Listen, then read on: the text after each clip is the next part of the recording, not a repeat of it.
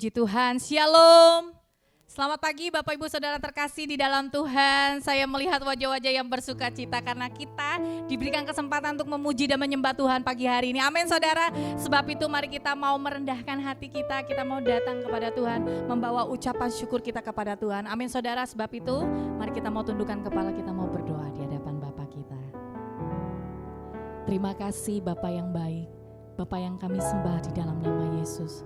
Kami mengucap syukur buat hari ini. Terima kasih Tuhan kalau kami boleh bangun dari tempat tidur kami. Itu semua atas mujizat Tuhan. Itu semua karena kemurahan Tuhan saja. Dan sebab kami boleh datang ke tempat ini untuk beribadah. Itu juga semua karena kemurahan-Mu Tuhan. Kami boleh beribadah untuk memuji dan menyembah Tuhan. Kami siapkan hati kami. Kami mau hargai hadirat Tuhan. Dan kami mau sembah Tuhan.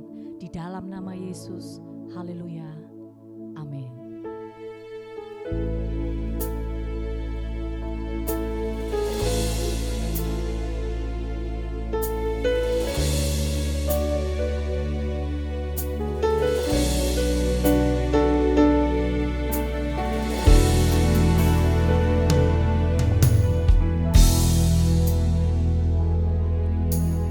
Dalamnya kasih-Mu Bapa.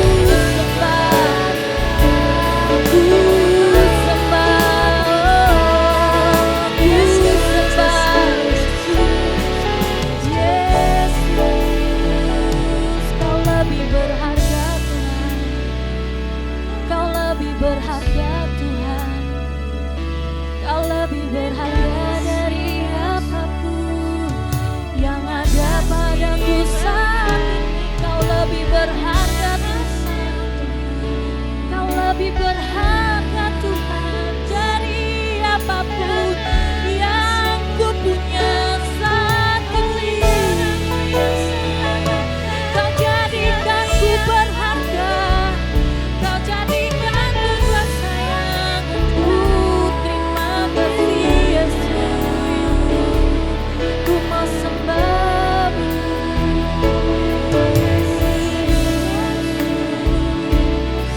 Terima kasih Yesus, terima kasih Yesus. Terima kasih Tuhan, karena kami adalah orang-orang yang berharga di hadapan Tuhan.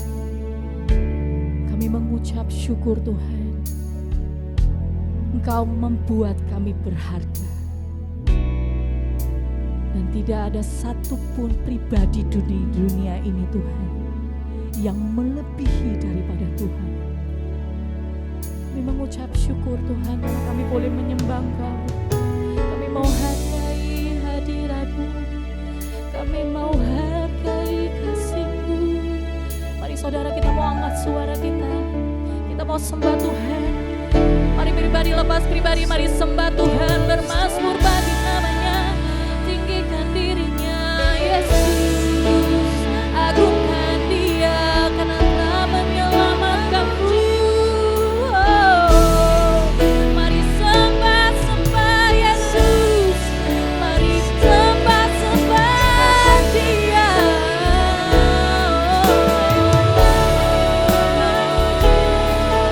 Yesus,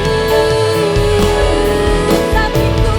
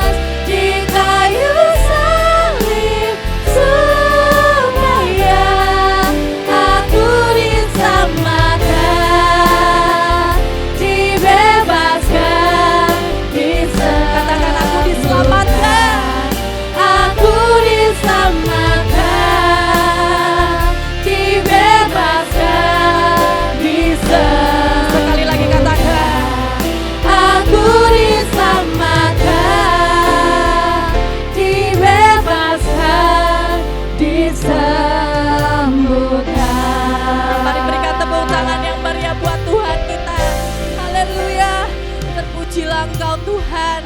Sungguh kami bersuka cita, bersyukur atas kebaikan, atas kasih setia Tuhan, atas pengorbanan-Mu Tuhan. Terima kasih ya Bapa. Dan saat ini kami mau menari bersuka cita di dalam hadirat Tuhan. Terima kasih Bapa, di dalam nama Yesus kami berdoa. Haleluya. Amin. Sekali lagi berikan tepuk tangan buat Tuhan kita. Sebab Tuhan kita telah bangkit, Dialah penebus kita, Yesus Kristus. Amin saudara, mari sama-sama kita mau berdoa. Kita mau menari, kita mau bersuka cita, sebab Dialah penebus kita.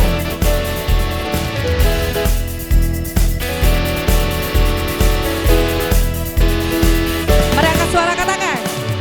Ku tahu Dia penolongku, darahnya tebus dosaku.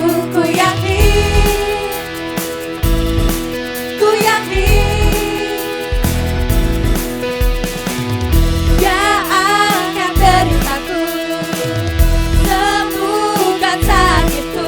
Ku yakin, ku yakin. Mari sama-sama angkat panji saudara, katakan. Ku angkat panji, oh Dia telah merawat asma, Dia menebusku.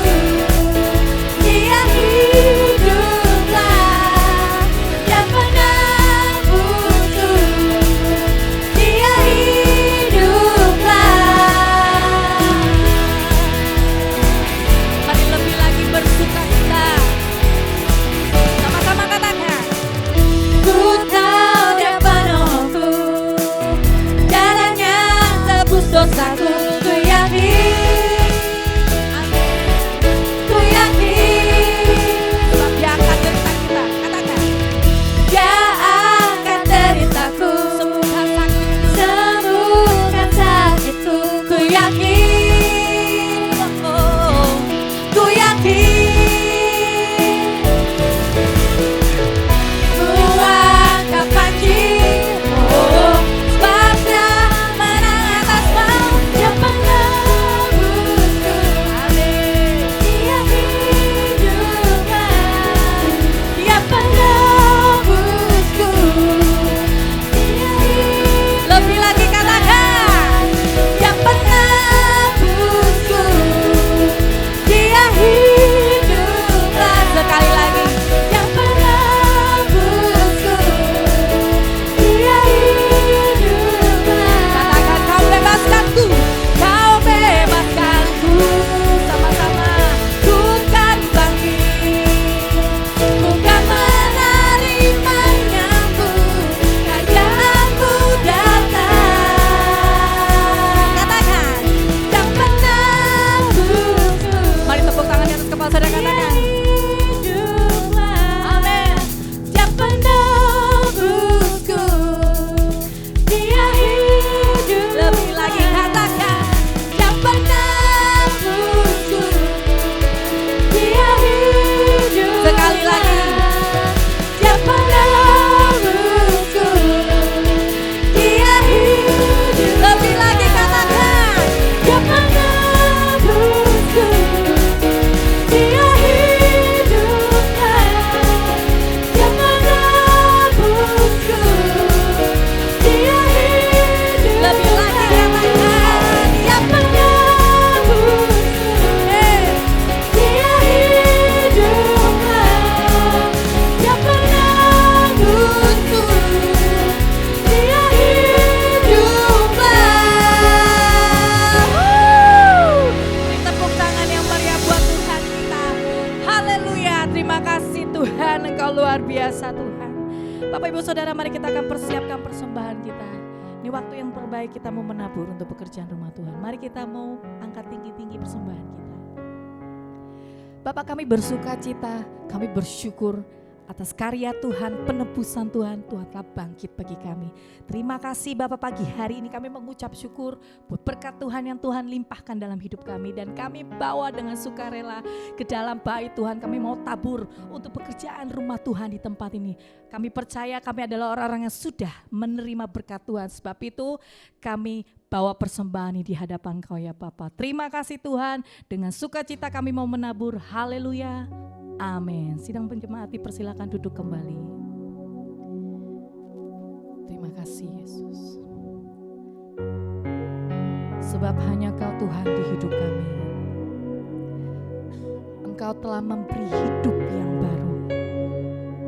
Darah-Mu yang menyucikan, menebus dan memulihkan kami. Dan biarlah dengan iman dan kami mau nyatakan bahwa Engkaulah segalanya. Terima kasih Bapa. Terima kasih.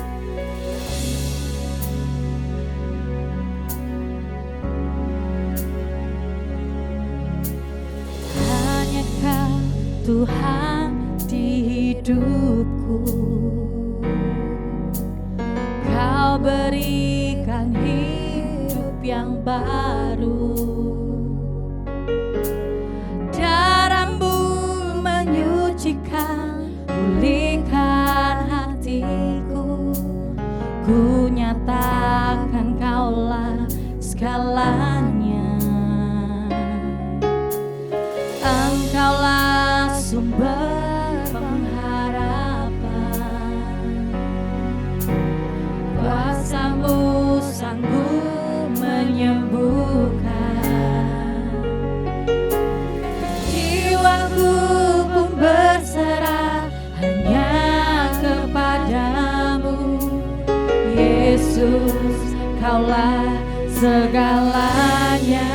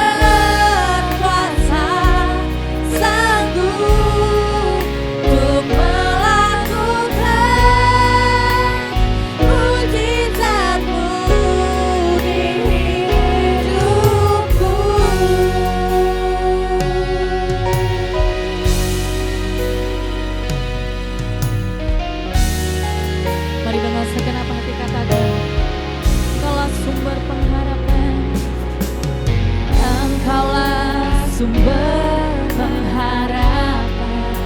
Kuasa-Mu sanggup menyembuhkan. Jiwaku berserah Tuhan. Jiwaku berserah hanya kepadamu.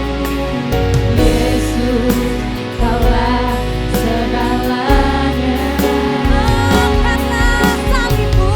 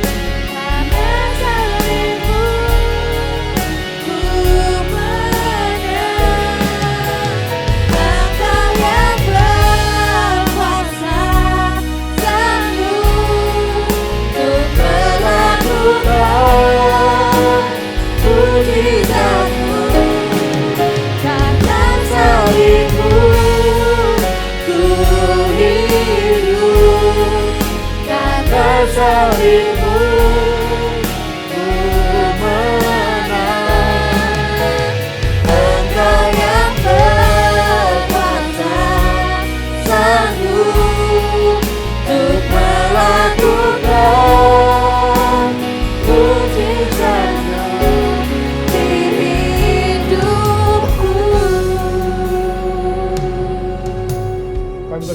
Tuhan, karena salib-Mu, karena kematian Tuhan di kayu salib, karena kebangkitan Tuhan, kami diselamatkan. Kami sungguh-sungguh memiliki Allah yang hidup, yang selalu menolong kami, menguatkan kami, memberikan hidup kami, penghiburan kami, bahkan keselamatan dalam hidup kami yang kekal. Kami bersyukur untuk semuanya Bapa.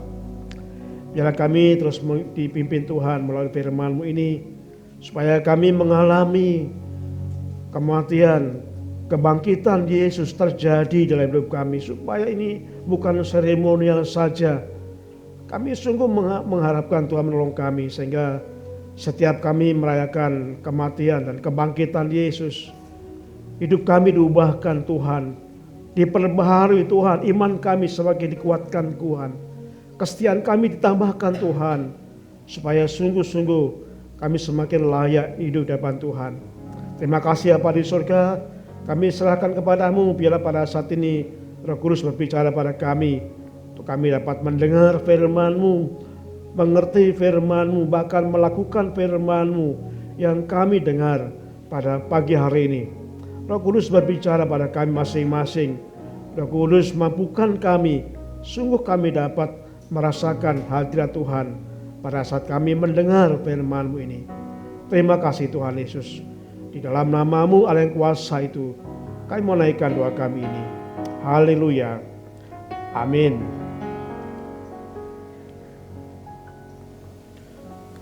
Shalom. Selamat pagi Bapak Ibu Saudaraku yang kasih Tuhan.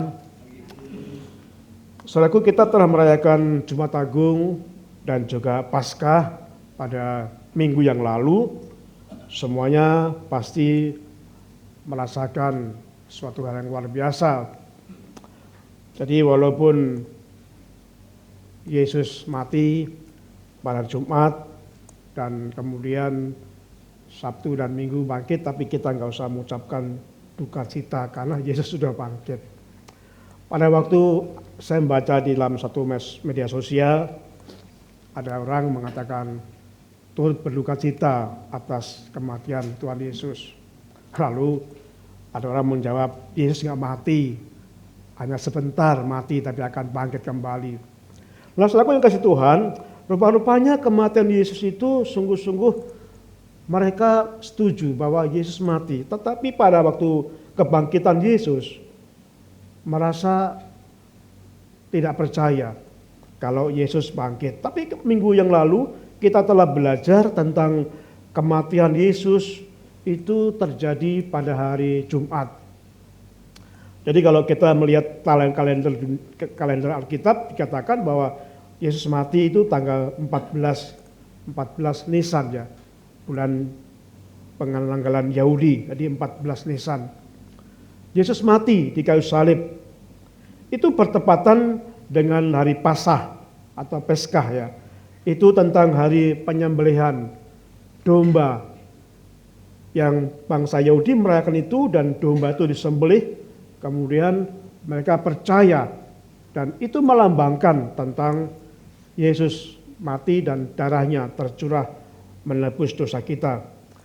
Nah, kemudian Yesus dibangkitkan pada tanggal 16 Nisan, penanggalan Yahudi, itu pada hari bertepatan dengan disebut Bikurin ya. Bikurin itu panen raya bangsa Yahudi.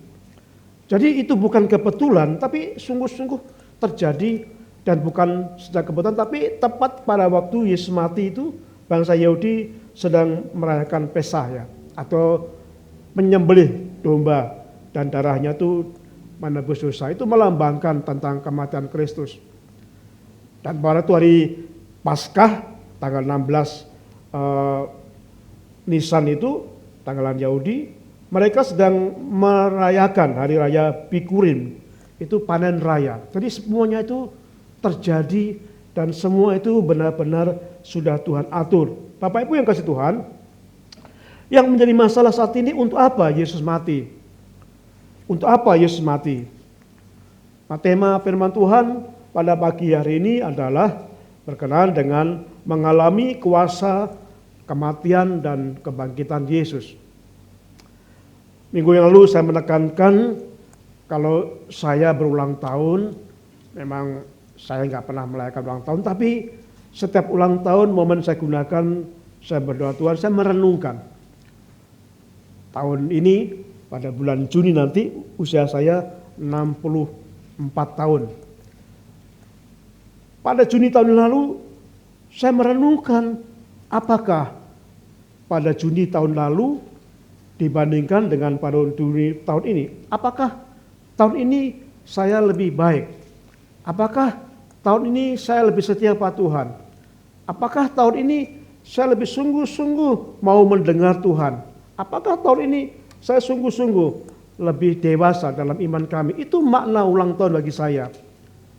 Tanpa pesta, tanpa kue, tanpa makan, tapi saya merasakan itu bersyukur. Jikalau saya bisa diberitahu Tuhan untuk merenungkan kembali.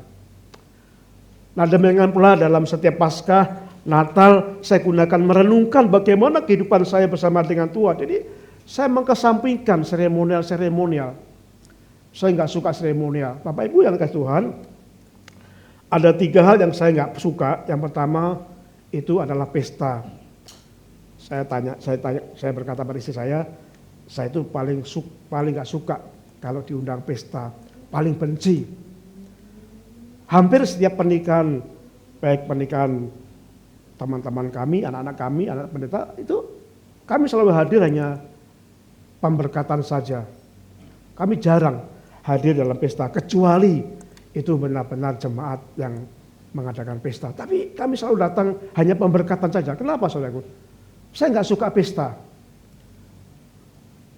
Yang kedua, yang saya nggak suka adalah saya masuk ke bank. Saya merasa nggak sejahtera. Saya nggak ngerti, sampai sekarang saya nggak ngerti bagaimana cara mengambil uang di ATM, saya nggak ngerti. Saya sama sekali buta gitu. Nah, saudaraku yang kasih Tuhan, jadi saya ingin sekali bahwa momen-momen istimewa bagi saya, itu saya maknai bukan secara seremonial, bukan dengan pesta, tapi makna apa sesungguhnya. Nah juga pada saat ini, apa makna tentang kematian Tuhan Yesus di kayu salib bagi saudara? Apakah kita bersyukur Jumat Agung kita rayakan ibadah meriah? Kita bisa ibadah di tempat yang lain, banyak yang hadir. Itu nggak salah. Tapi yang paling penting, apakah makna itu berkenan pada saudara? Apakah itu sungguh mengubah hidup saudara, membuat saudara semakin dekat dengan Tuhan? Itu yang Tuhan inginkan dalam setiap kita merayakan momen-momen kehidupan dalam keagamaan itu. Nah, kita akan melihat sini bagaimana kita melihat tentang makna kematian Tuhan Yesus di kayu salib. Apa maknanya? Saudaraku yang kasih Tuhan, pada waktu kita memperhatikan dalam firman Tuhan dalam 2 Korintus pasal yang kelima ayat 21, nah dikatakan di sini bahwa dia yang tidak mengenal dosa telah dibuatnya menjadi dosa. Karena kita, supaya dalam dia kita dibenarkan oleh Allah. Jadi makna kematian Tuhan Yesus yang pertama ditegaskan dalam firman ini bahwa Yesus mati itu untuk menggantikan kita. Selalu kita melihat salib, itu sungguhnya yang dipaku di kayu salib itu adalah saya, saudara, orang yang berdosa. Tetapi Yesus mati untuk menggantikan saya. Sehingga yang dipaku di kayu salib itu adalah Yesus. Jadi kematian Yesus, makna yang pertama adalah menggantikan saya, menggantikan saudara. Sehingga saudara tidak mati, tidak disalibkan. Karena sudah digantikan oleh Yesus. Dan Yesus menebus saya dan saudara. Kalau kita membaca dalam 1 Petrus pasal yang ke-1 ayat 18 dan 19 dikatakan, sebab kamu tahu bahwa kamu telah ditebus dari cara hidupmu yang sia-sia, yang kamu warisi dari nenek moyangmu, itu bukan dengan barang yang fana, bukan pula dengan perak atau emas, melainkan dengan darah yang mahal, yaitu darah Kristus yang sama seperti darah anak domba yang tak bernoda dan tak bercacat. Jadi Yesus mati untuk menggantikan saya dan saudara. Yesus mati ke salib untuk menebus. Kata menebus itu artinya membeli dengan harga yang lunas. Pada saat seseorang atau mungkin Bapak Ibu atau saudara pernah menggadaikan barang, misalkan kita bawa barang itu ke pegadaian, nah kemudian kita mendapatkan uang sesuai dengan nominal yang kita harapkan. Jadi pada waktu barang itu kita gadaikan, sementara kita nggak bisa menikmati barang itu. Waktu seorang menggadaikan, misalkan menggadaikan motor misalkan, ataupun menggadaikan barang elektronik yang lain, kita nggak bisa menikmati. Pada waktu kita menginginkan, maka kita harus menebus harga sesuai dengan yang kita sepakati.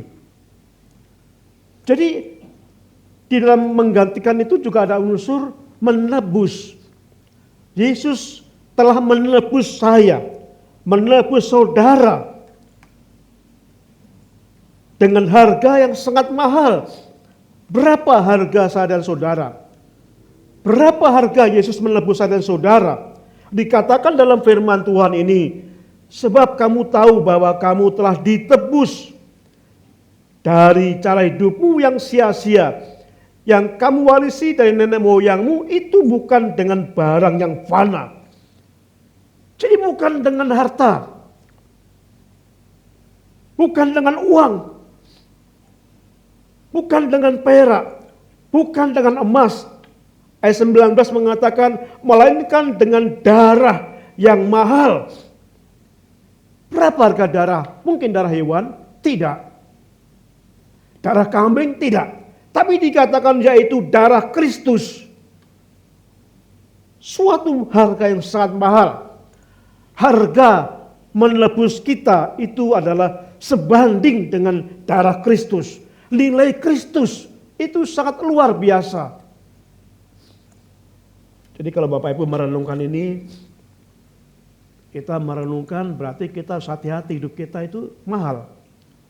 Ditebus Yesus dengan mahal, bukan dengan satu sembelih lembu, enggak. Lembu berapa? Memang lembu mahal, tapi berapa harganya? Masih banyak orang bisa membeli lembu, kambing.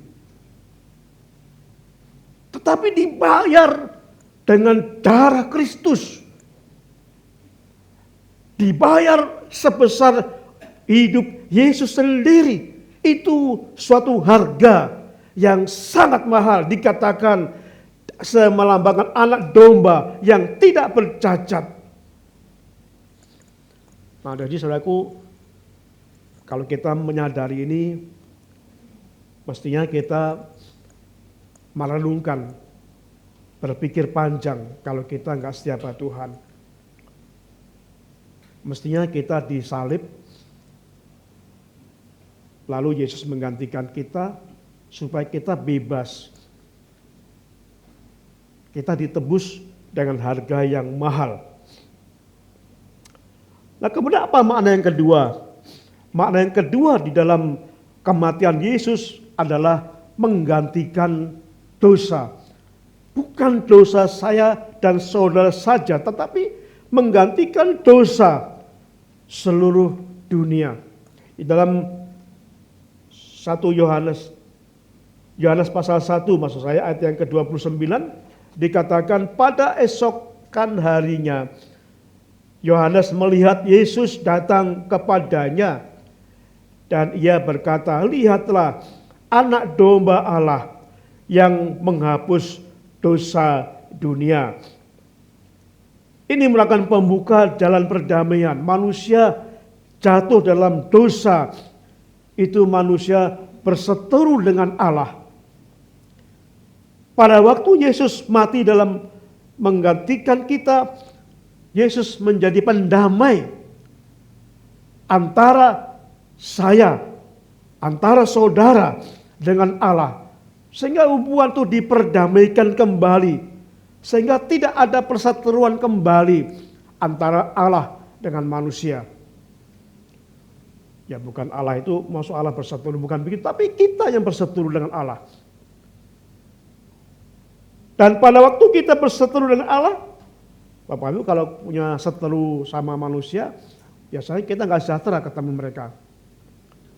Kalau saudara punya seteru, teman di kantor atau teman di mana, Bapak Ibu nggak sejahtera ketemu mereka. Ini bagaimana pada waktu kita berseteru dengan Tuhan, kita nggak bisa. Kita nggak bisa dengan tulus datang kepada Tuhan karena berseteru dengan Tuhan. Dan Yesus mati itu supaya mendamaikan kembali. Sehingga hubungan dengan manusia dan Allah itu diperdamaikan. Diperdamaikan. Sehingga kita bisa kapan saja datang kepada Tuhan. Jadi dua hal ini dikatakan bahwa manusia itu, dosa itu membuat kita terpisah. Dosa itu membuat kita terpisah dengan Tuhan. Terpisah. Saya nggak tahu Bapak Ibu kalau saya sedang jatuh dalam dosa, saya benar-benar nggak bisa saya berdoa sama Tuhan. Saya melakukan kesalahan, saya susah untuk berdoa sama Tuhan. Terpisah. Jadi Tuhan ingin supaya hubungan kita diperdamaikan kembali. Dan Yesus yang mati itu mendamaikan kita supaya kita benar-benar tidak terpisah. Supaya dengan pengorbanan itu ada pengampunan yang Tuhan berikan. Nah mungkin ini sudah sering kita mendengar tentang Yesus mengampuni dosa, tapi saya ingin Bapak Ibu bukan sekedar mendengar, bukan sekedar sudah tahu, tapi mari kita renungkan. Mari kita tanyakan dalam diri kita sendiri, apakah sungguh-sungguh saudara sudah diperdamaikan dengan Allah? Apakah saudara selalu ada kerinduan untuk berkomunikasi dengan Tuhan? Salah satu tanda orang yang didamaikan itu mereka ada kerinduan untuk berkomunikasi. Tapi salah satu tanda orang yang berseteru itu nggak mau komunikasi. Apakah saudara pada saat ini, apakah saudara sungguh-sungguh ada kerinduan untuk berkomunikasi dengan Tuhan? Sebagai bukti bahwa saudara sungguh diperdamaikan dengan Allah. Ini yang harus kita evaluasi dalam kehidupan kita. Dalam setiap kita mendengarkan firman-Nya pada hari ini. Dan makna yang ketiga dalam kematian Yesus adalah untuk menyatakan kasih Allah yang menyelamatkan. Bapak Ibu dikatakan dalam Roma pasal ke-5, Roma pasal 5 ayat ke-8 dikatakan, akan tetapi Allah menunjukkan kasih-Nya kepada kita oleh karena Kristus telah mati untuk kita ketika kita masih berdosa. Saudaraku, bukti kasih kita apa? Bukti kasih saudara apa yang saudara berikan kepada orang lain? Biasanya orang menilai seseorang mengasihi saudara itu ketika diberi. Biasa begitu. Wah, orang itu baik ya. Kenapa? Ya saya pernah diberi, saya pernah ditolong, dan lain sebagainya. Biasanya berwujud materi atau jasa. Tetapi kalau kita melihat di sini bahwa kasih Allah yang terbesar bukan berwujud materi, bukan berwujud harta. Tetapi kasih Allah yang terbesar, kalau kita membaca dalam firman Tuhan dalam Yohanes pasal 3 ayat 16, karena begitu besar kasih Allah kepada kita, sehingga dikaruniakannya. Apa saudaraku? Sehingga diberikannya materi, diberikannya mobil, diberikannya rumah, diberikannya harta bagi saudara. Tidak demikian. Tapi dikatakan karena begitu besar kasih Allah kepada kita, sehingga diberikannya anaknya kepada kita. Jadi kasih Allah yang terbesar itu dinyatakan pada saat diberikan anaknya. Pada saat Yesus Kristus anak Allah itu diberikan bagi saudara. Itu kasih Allah yang terbesar. Jadi kalau kita hanya menerima harta itu kecil, bagi Tuhan itu kecil saudaraku. Tapi sekali lagi kadang-kadang manusia itu fokusnya harta saudaraku. Fokusnya materi, fokusnya ya yang dapat dilihat. Tapi mari kita renungkan bahwa firman Tuhan berkata dengan jelas kasih yang terbesar, bukti kasih yang terbesar itu ketika Allah memberikan anaknya. Memberikan Yesus Kristus mati di kayu salib untuk menebus dosa kita. Itu kasih Allah yang terbesar yang menyelamatkan saya dan saudara.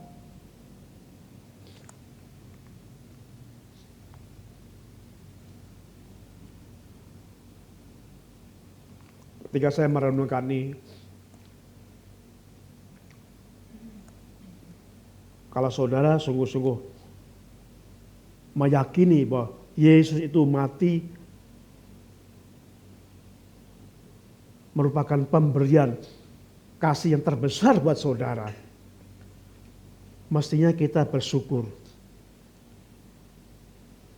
Walaupun dalam hidup saat ini kita mengalami kesulitan. Walaupun kita mengalami kesulitan dalam masalah ekonomi.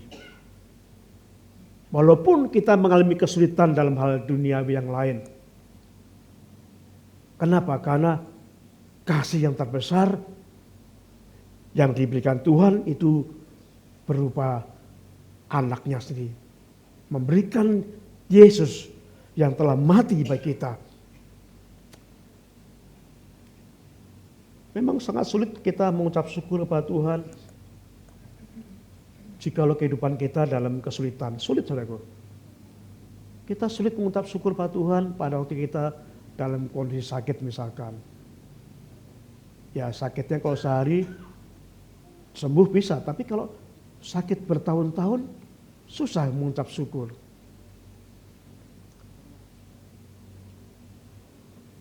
Sulit mengucap syukur ketika hidup kita mengalami kesulitan, mengalami kekurangan dalam ekonomi misalkan, itu sulit mengucap syukur. Tetapi firman Tuhan kita renungkan, kalau kita menghargai pengorbanan Yesus dan kita sepakat bahwa kasih yang terbesar yang dari Allah sudah diberikan kepada saudara, berarti yang lain itu kecil. Kenapa? Karena yang terbesar sudah diberikan. Sehingga tidak ada alasan bagi kita untuk tidak mengucap syukur, untuk tidak kita bersyukur kepada Tuhan, untuk kita tidak setia kepada Tuhan. Kenapa? Karena Tuhan sudah memberikan kasih yang terbesar bagi saya dan saudara. Nah, saudaraku yang kasih Tuhan, jadi makna tentang kematian Yesus itu dinyatakan yang pertama adalah menggantikan saya dan saudara yang disalib mestinya saya dan saudara karena dosa kita. Tapi Tuhan menggantikan itu. Tuhan menebus dengan harga yang mahal. Nilai penebusan yang Tuhan berikan adalah senilai darah Yesus sendiri. Bukan senilai darah domba. Bukan senilai darah sapi. Tapi senilai darah Kristus. Darah Allah. Artinya tidak ternilai harganya. Tidak diganti, tidak bisa diganti dengan apapun. Karena Allah mengasihi saudara. Makna yang kedua, kematian Yesus untuk menghapus dosa dunia. Karena dosa itulah kita diperdamaikan dengan Allah. Karena kematian Yesus itulah Yesus mengampuni dosa-dosa dan mendamaikan kita supaya kita berdamai dengan Allah. Kalau kita berdamai dengan Allah, supaya kita ada kerinduan untuk berkomunikasi dengan Allah. Supaya kita ada kerinduan untuk dekat dengan Allah. Itu tujuan Allah mendamaikan dengan kita mengenai pengorbanan itu. Nah sekarang kita lihat apa makna kebangkitan. Kebangkitan Yesus apa maknanya? Bapak Ibu yang kasih Tuhan, mari kita membaca dalam 1 Korintus pasal 15. 1 Korintus pasal 15 ayat yang ke-54 sampai 55. 1 Korintus 15 ayat 54 dan 55. Dikatakan demikian. Dan sesudah yang dapat binasa ini mengenakan yang tidak dapat binasa. Dan yang dapat mati ini mengenakan yang tidak dapat mati. Maka akan genaplah firman Tuhan yang tertulis. Maut telah ditelan dalam kemenangan. Hai maut, di manakah kemenanganmu? Hai maut, di manakah sengatmu? Allah bangkit membuktikan bahwa maut tidak berkuasa atas dia. Kematian tidak berkuasa atas Yesus Kristus. Semuanya akan mati. Tokoh-tokoh agama, bahkan nabi-nabi akan mati. Dan tidak bangkit lagi. Tetapi Yesus mati 3 hari. Dan dia bangkit. Ini menunjukkan bahwa Yesus bukan manusia biasa. Mana ada manusia yang mati? Memang minggu yang lalu kita belajar tentang ada orang-orang dibangkitkan Yesus. Misalkan Lazarus dibangkitkan Yesus. Tapi nggak lama kemudian Lazarus akhirnya mati juga. Dan tidak bangkit lagi. Yesus juga membangkitkan. Elia membangkitkan. Elisa juga membangkitkan. Anak janda Sarfat. Orang Sunem, anak Yairus, Yesus bangkitkan itu. Tetapi mereka semua memang pernah dibangkitkan dari kematian. Namun mereka akhirnya mati dan tidak pernah bangkit. Tetapi Yesus pernah mati dan dibangkitkan pada hari ketiga dan tidak mati lagi. Ini membuktikan bahwa Yesus sungguh-sungguh Allah. Bukan sekedar nabi, bukan sekedar tokoh agama, bukan sekedar guru, tapi dia sungguh-sungguh Allah yang punya kuasa. Itu sebabnya dia bisa dibangkitkan. Bapak Ibu yang kasih Tuhan,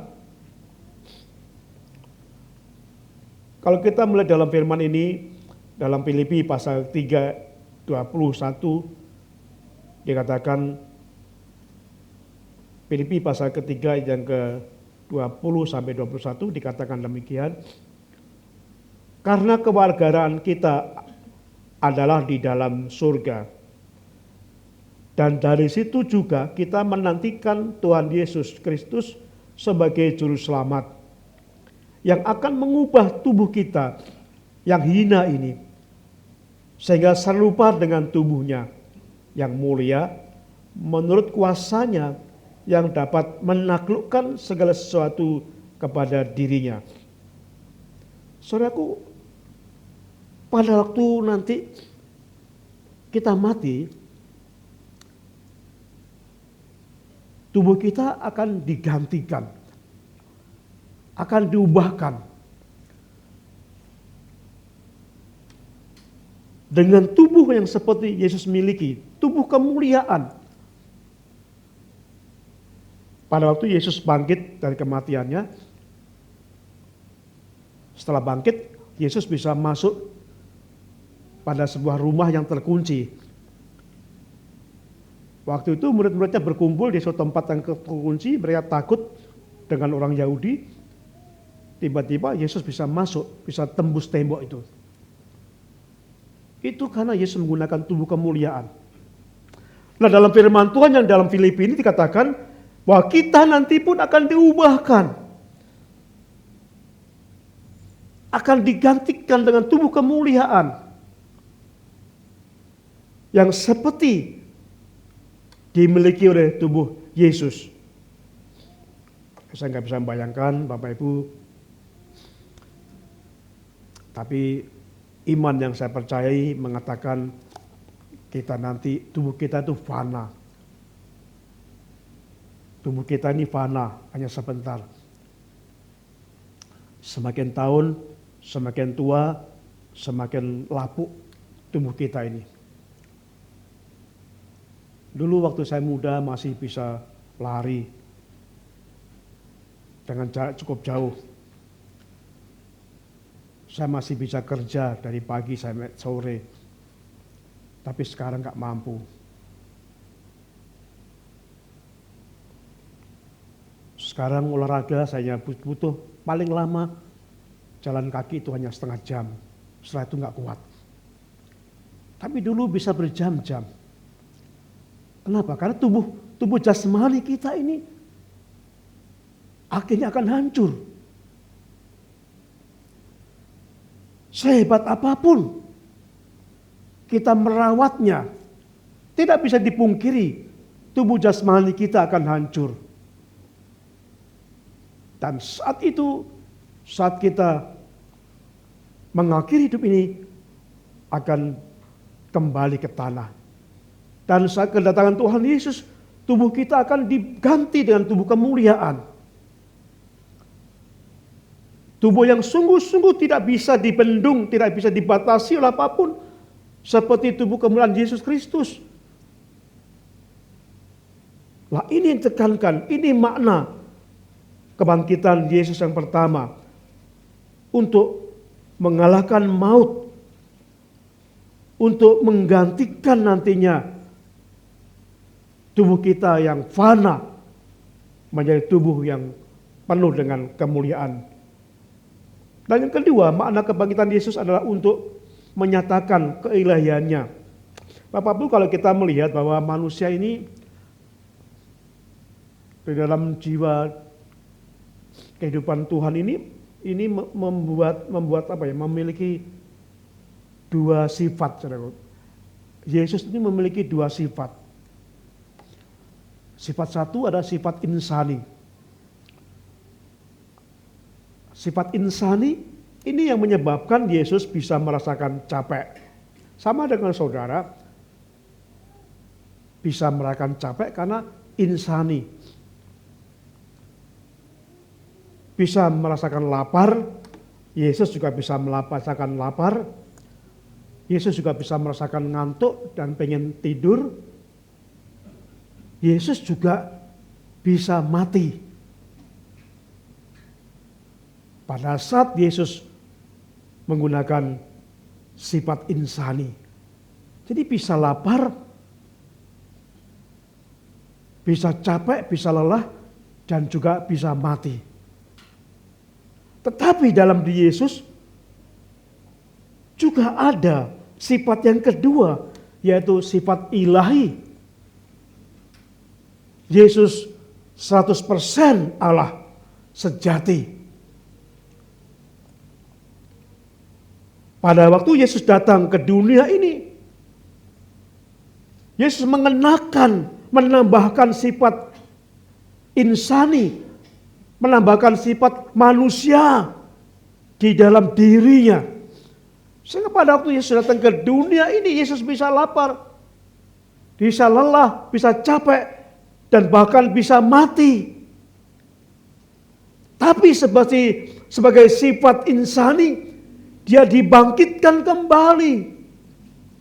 Karena dalam diri Yesus adalah roh kehidupan. Ada sisi rohani Allah yang 100%. Sehingga walaupun pada jasmani bisa mati, tapi pada akhirnya Yesus dibangkitkan.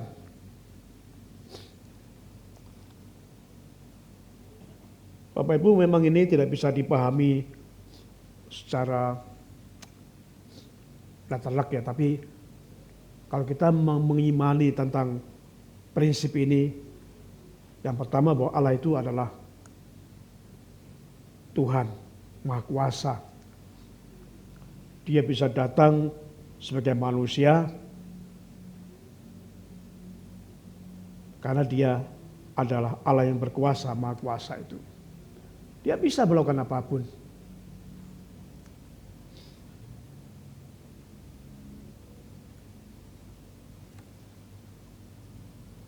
Pada waktu Yesus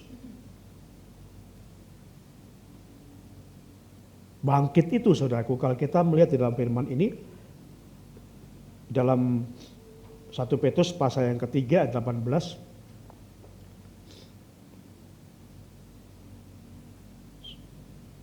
sebab juga Kristus telah mati sekali untuk segala dosa kita. Ia yang telah benar untuk orang-orang yang tidak benar, supaya ia membawa kita kepada Allah. Ia yang telah dibunuh, perhatikan, ia yang telah dibunuh dalam keadaannya sebagai manusia, tetapi yang telah dibangkitkan menurut roh. Jadi secara insani Yesus bisa dibunuh, bisa mati.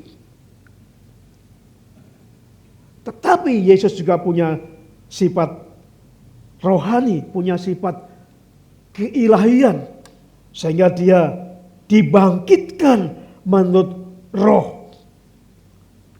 Nah, kita hanya punya sisi manusia, ya bisa mati. Semua yang disebut manusia pasti akan mati. Nabi pun semua mati.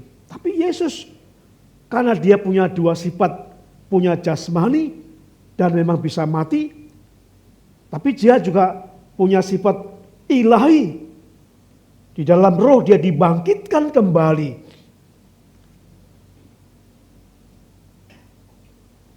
Menunjukkan bahwa kebangkitan Yesus itu adalah menyatakan keilahiannya, kemahakuasaannya. Tapi kalau saudara menganggap Yesus itu Allah yang hidup, ya jangan ragu-ragu. Kalau dia hidup bisa menolong saudara. Ya jangan punya pemikiran ada orang yang masih percaya dengan orang yang mati. Sampai sekarang ada orang, bahwa zaman modern pun ada orang yang percaya orang mati itu bisa menolong. Lah buktinya apa? Buktinya banyak orang berdoa di makam-makam, minta doa, minta berkat kepada arwah-arwah leluhurnya. Tapi jelas bahwa Yesus itu hidup. Yang pasti bisa menolong saudara, bisa merasakan kesedihan saudara, bisa memahami kesulitan saudara, dan bisa menolong saudara karena dia adalah Allah yang hidup. Kuasanya sama. Sehingga kita harus menggunakan kesempatan ini karena kita menyembah Allah yang hidup. Allah yang sudah dibangkitkan di dalam kehidupan kita. Dan yang ketiga, tentang makna kebangkitan Yesus untuk membenarkan kita dalam Roma pasal yang keempat ayat 25, saudaraku. Roma pasal 4 ayat 25 dikatakan, yaitu Yesus yang telah diserahkan karena pelanggaran kita dan dibangkitkan karena pembenaran kita. Coba perhatikan ayat ini. Yesus yang telah diserahkan karena pelanggaran kita. Jadi bukan karena kesalahan Yesus, bukan karena pelanggaran Yesus, tapi karena pelanggaran kita. Dan dibangkitkan karena pembenaran kita. Supaya apa? Supaya pada waktu kita percaya Yesus, percaya kepada kebangkitan Yesus, kita pun dibenarkan. Bukan benar, sangat berbeda. Kalau benar itu usaha kita sendiri. Saya benar karena saya usaha. Tapi dikatakan di sini kita dibenarkan. Bukan karena kita benar. Kita salah, kita berdosa, tapi kita dibenarkan oleh Yesus, oleh kebangkitan Yesus. Jadi kebangkitan itu membenarkan. Karena sudah diganti posisi kita oleh Yesus di kayu salib. Sudah ditanggung dosa-dosa kita. Sehingga kita dinyatakan benar. Bukan benar. Tapi kita dinyatakan benar di hadapan Bapa. Tanpa kebangkitan Yesus, tidak ada keselamatan. Bapak Ibu, saya ingin mengajak kita merenungkan tentang makna kebangkitan ini, bukan saja puji Tuhan kemarin Paskah meriah, berkesan, ada paduan suara yang hebat, ada drama yang sangat spektakuler, dihadiri ribuan orang. Itu nggak salah, tapi itu nggak bermakna bagi saudara. Jikalau saudara tidak mengevaluasi diri saudara di dalam setiap firman yang kita dengarkan, sehingga dampaknya setiap tahun kita hanya merayakan itu, tapi nggak ada perubahan sama sekali. Kenapa? Karena hanya mengambil sisi seremonial saja. Nah, saudaraku yang kasih Tuhan, jadi tanpa kebangkitan kita tidak ada harapan keselamatan. Paulus berkata, jikalau Kristus tidak bangkit, maka sia-sialah iman saya. Sia-sialah pengajaran yang diberikan kepada kamu, para saudara. Sia-sialah kita datang kepada Tuhan, karena tidak mungkin orang yang mati menolong kita. Jadi sia-sia semua. Tersebab kita bersyukur bahwa Yesus sungguh-sungguh bangkit. Kebangkitan Yesus ada banyak bukti. Minggu yang lalu kita belajar, ada banyak saksi. Bapak Ibu bisa membuka bagaimana dalam dunia sekarang ini ada banyak ilmuwan yang bisa menjelaskan, bukan ilmuwan Kristen, tapi dari fakta sejarah mereka bisa membuktikan memang benar ada tokoh yang namanya Yesus Kristus yang mati dan bangkit. Itu diakui, bukan orang Kristen. Karena fakta sejarah dunia mencatat itu. Yesus benar-benar bangkit. Di dalam kubur Yesus tidak ada mayat Yesus. Karena Yesus bangkit. Kalau kita buka kubur seorang, pasti menemukan jasadnya. Menemukan tulang belulangnya. Tapi ketika membuka kubur Yesus tidak ada. Karena Yesus bangkit. Tidak ada dikubur lagi. Dan itu yang membuat kita, iman kita sungguh-sungguh hidup. Dan hidup kita ada benar-benar menjadi percaya. Bapak Ibu yang kasih Tuhan, yang keempat, yang terakhir, makna kebangkitan Yesus adalah untuk memberikan hidup yang kekal. Di dalam Yohanes pasal 11 ayat 25 sampai 26 dikatakan, jawab Yesus, akulah kebangkitan dan hidup. Barang siapa percaya kepadaku, ia akan hidup walaupun ia sudah mati. Dan setiap orang yang hidup dan yang percaya kepadaku tidak akan mati selamanya. Percayakah engkau akan hal ini? Saudaraku, pada waktu Yesus setelah dibangkitkan itu, Dia memberikan hidup yang kekal pada saya dan saudara yang percaya kepadanya.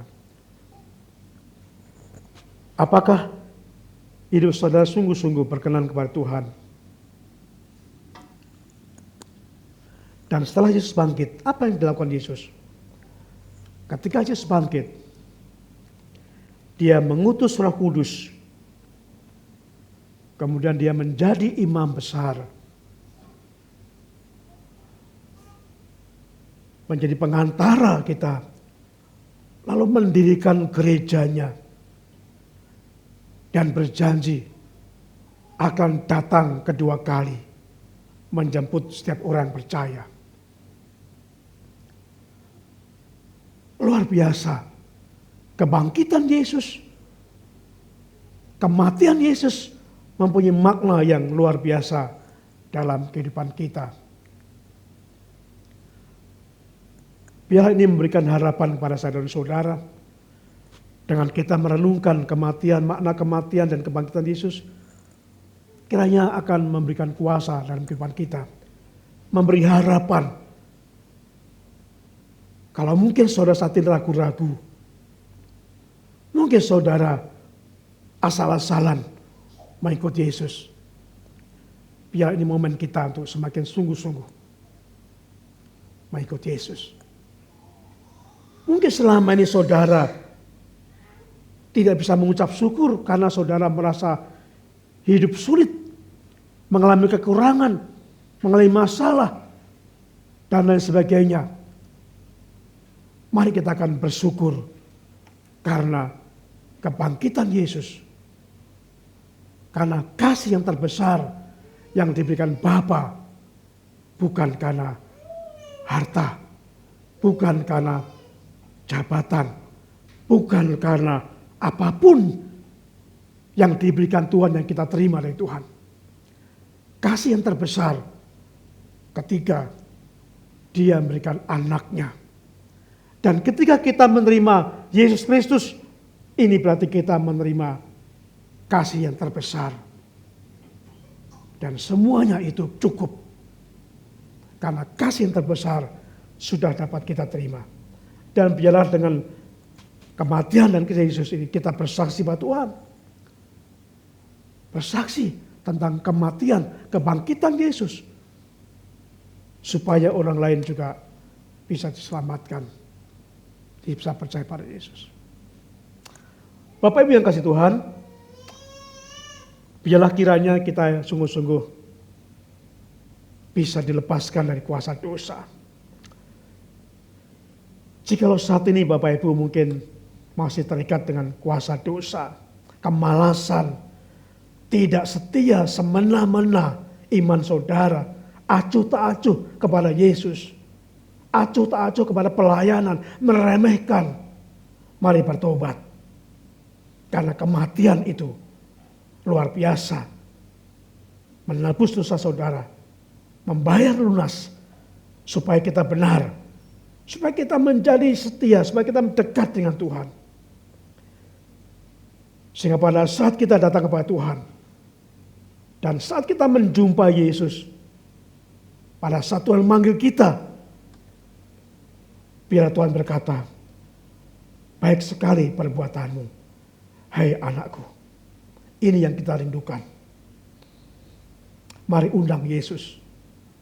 Undang Yesus. Biar kita mengakhiri tema selama Paskah dan Jumat Agung ini. Undang Yesus. Mungkin selama hidup saudara acuh tak acuh kepada iman Yesus. Tidak sungguh-sungguh. Hanya setengah-setengah. Hanya suam-suam suku. Tapi biarlah dengan merenungkan ini, kita akan semakin sungguh-sungguh. Kita tidak mau main-main lagi. Kita enggak setengah-setengah lagi mengikuti Yesus. Tetapi totalitas. Karena Yesus menebus kita. dengan harga yang fantastis, bukan berupa barang fana, bukan berupa emas dan perak, bukan berupa darah binatang, tetapi dengan darah Yesus. Itu berarti senilai kehidupan Yesus yang luar biasa, yang tidak ternilai dari apapun. Mari berdoa. Dengan sungguh-sungguh saudara katakan, undang Yesus, mari masuk. Mari masuk. Biarlah Yesus datang pada saudara, menjamah hati saudara, mengubah saudara, memotivasi kembali iman kita kepada Tuhan.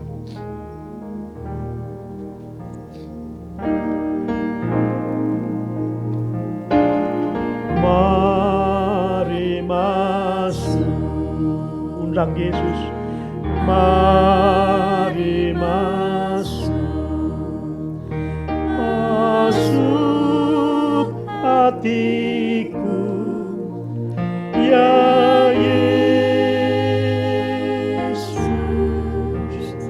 datang segera dan tinggallah dalam hatiku, ya Yesus.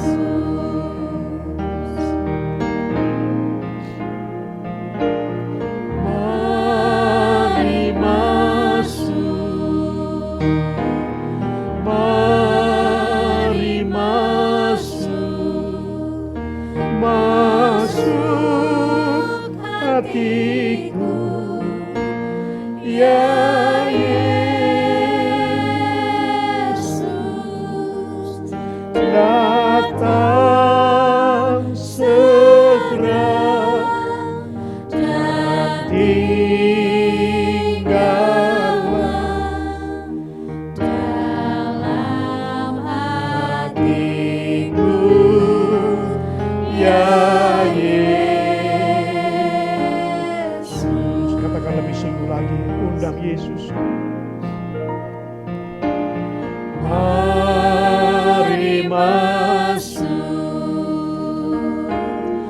mari masuk, masuk hatiku, ya Yesus,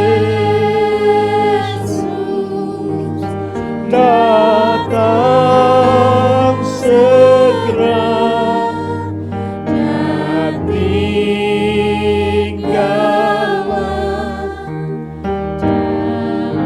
dalam hatiku, ya Yesus. Saudaraku, musik akan mengiringi. Silakan saudara berdoa kepada Tuhan. Katakan, Tuhan, kami mengundang Engkau masuk hidup saya, menguasai hidup saya, supaya saya sungguh-sungguh tidak main-main, tidak setengah-setengah mengikut Tuhan, tapi supaya kami sungguh-sungguh mengikut Tuhan, karena Engkau sungguh-sungguh membayar harga yang mahal untuk dosa saya. Bila saudara bersyukur, ucapan syukur saudara buktikan dengan kesetiaan saudara. Kesetiaan dalam saudara mengikut Tuhan, kesetiaan dalam saudara melayani Tuhan, kesungguhan saudara dalam iman kepada Yesus. Sebagai ucapan syukur apa yang telah Tuhan perbuat dalam kehidupan saudara. Silakan saudara berdoa.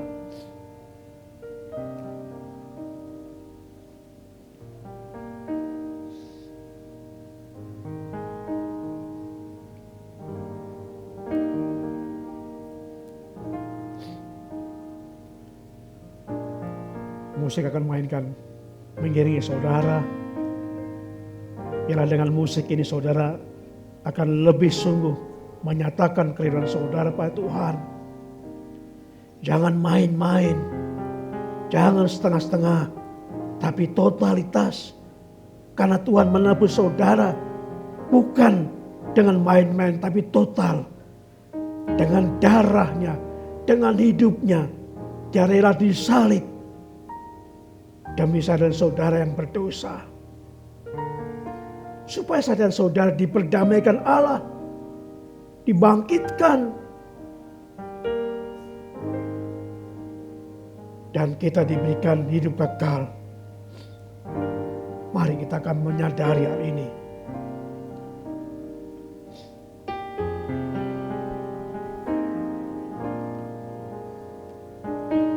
Dan dengan pujian lagi, nyatakan sekali lagi pujian ini dengan lebih sungguh. Undang Yesus. Mari masuk, mari masuk, masuk hatiku, ya Yesus, datang segera dan tinggallah dalam hatiku, ya Yesus. Mari masuk, mari masuk, mari masuk, masuk hatiku, ya Yesus, datang segera dan tinggallah dalam hatiku, ya Yesus.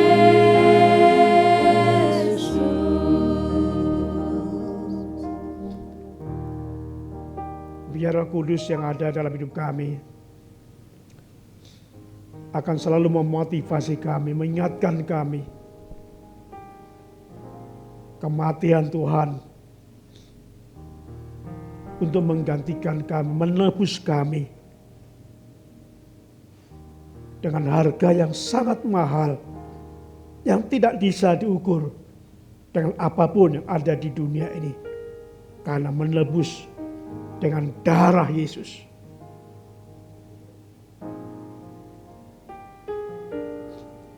Biarlah kebangkitan Yesus akan memberikan bukti bahwa kami pun mengalami kebangkitan iman kami. Supaya kami sungguh-sungguh lebih bergairah, lebih sungguh-sungguh kami mengikut Tuhan. Karena Tuhan telah membangkitkan kami supaya kami punya hubungan yang dekat, yang harmonis bersama dengan Tuhan. Terima kasih Bapa di surga. Kami berdoa biarlah firman-Mu ini akan menolong kami untuk semakin setia kepada Tuhan. Biarlah momen Paskah Jumat Agung yang kami rayakan bukan sekedar kami ingat Yesus bangkit pada hari Minggu. Tapi biarlah Yesus kita ingat sungguh-sungguh tentang makna yang ini. Dan kami bisa mengalami kuasa kebangkitan Yesus ini. Bapak kami berdoa pada saat ini Kau memberkati gereja-Mu ini. Pada saat akan mengajukan perpanjangan kontrak lahan gedung gereja ini. Tuhan berkati rencana ini. Berkati saat pertemuan dengan pihak manajemen. Supaya sungguh-sungguh Roh Kudus mendahului mereka. Sehingga kesepakatan yang indah terjadi sesuai dengan rencana dan kehendak Tuhan saja. Kami berdoa untuk saudara-saudara kami Bapa, untuk jemaat-Mu yang sakit. Kami berdoa untuk Pak Sian, biarlah Tuhan menjamah hatinya, memberikan semangat terus pada Pak Sian, menguatkan. Kami berdoa untuk Mbak Nana yang sakit karena matanya. Berkati keluarga ini ya Tuhan. Baik Jason, juga Prisco yang juga mengalami sakit pada matanya. Tuhan jamah, Tuhan sembuhkan. Segera dipulihkan oleh pilur-pilur Yesus, oleh kuasa Yesus. Kami berdoa untuk Ibu Situmorang yang juga sakit pada lambungnya. Tuhan hadir, Tuhan menjamah, memberikan kesehatan, memulihkan kesehatannya. Sehingga oleh bilur-bilur Tuhan, jaman Tuhan, Ibu Situmorang dijamah dan disembuhkan di Tuhan. Kami berdoa untuk anak-anak kami balita Tuhan. Tuhan berkati Sherin, memberkati Shena, memberkati Jason, memberkati Prisco, memberkati Gadiel. Biarlah ini anak-anak terus diberkati Tuhan kesehatannya. Diberkati pertumbuhan mentalnya, pertumbuhan rohaninya. Diberkati sehingga melalui kedua orang tuanya mereka terus bertumbuh. Semakin besar, semakin sehat, semakin kuat. Dan semakin mengerti beriman kepada Tuhan. Terima kasih Bapa, memberkati pekerjaan jemaat-Mu yang mereka bergumul untuk pekerjaannya, mereka bergumul untuk usahanya. Tuhan tolong curahkan berkat-Mu supaya mereka dicukupkan oleh pekerjaan mereka masing-masing. Terima kasih Tuhan Yesus, berkati keluarga mereka masing-masing, supaya kami melalui keluarga, supaya kami bisa hidup dalam damai sejahtera bersama keluarga kami. Terima kasih Tuhan Yesus. Saudaraku yang kasih Tuhan, kita akan mengakhiri ibadah kita pada saat ini. Mari kita berdiri bersama-sama. Kita nyanyikan pujian sekali lagi. Mari masuk untuk mengakhiri ibadah kita pada pagi hari ini. Mari masuk, mari masuk, masuk hatiku. Ya Yesus, datang segera dan tinggallah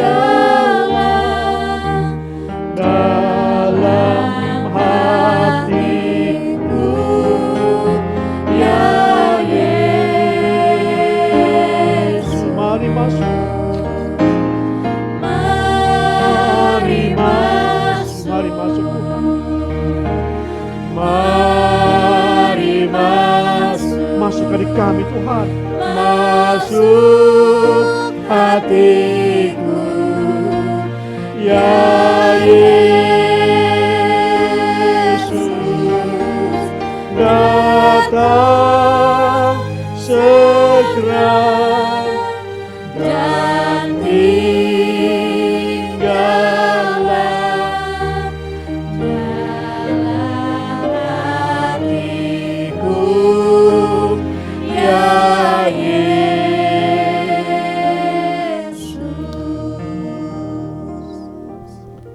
Saudaraku yang kasih Tuhan, pada saat kita mengakhiri ibadah kita pada pagi hari ini, kiranya kasih karunia Tuhan Yesus Kristus dan kasih Allah dan persekutuan Roh Kudus menyertai kami sekalian. Amin.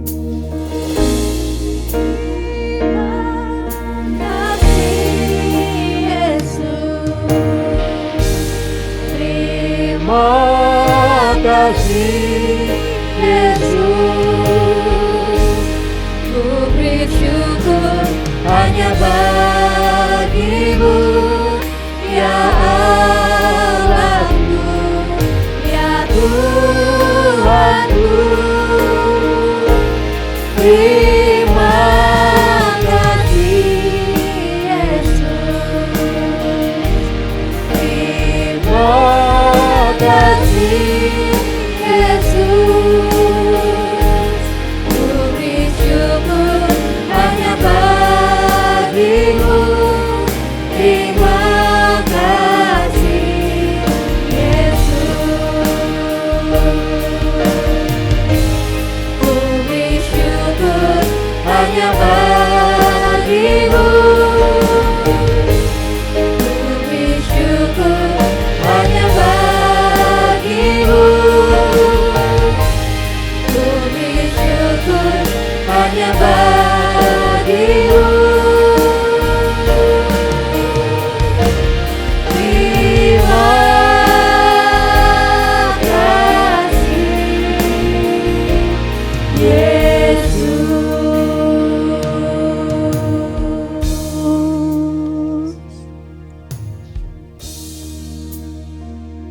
Sidang jemaat dipersilakan untuk mengambil saat teduh sejenak.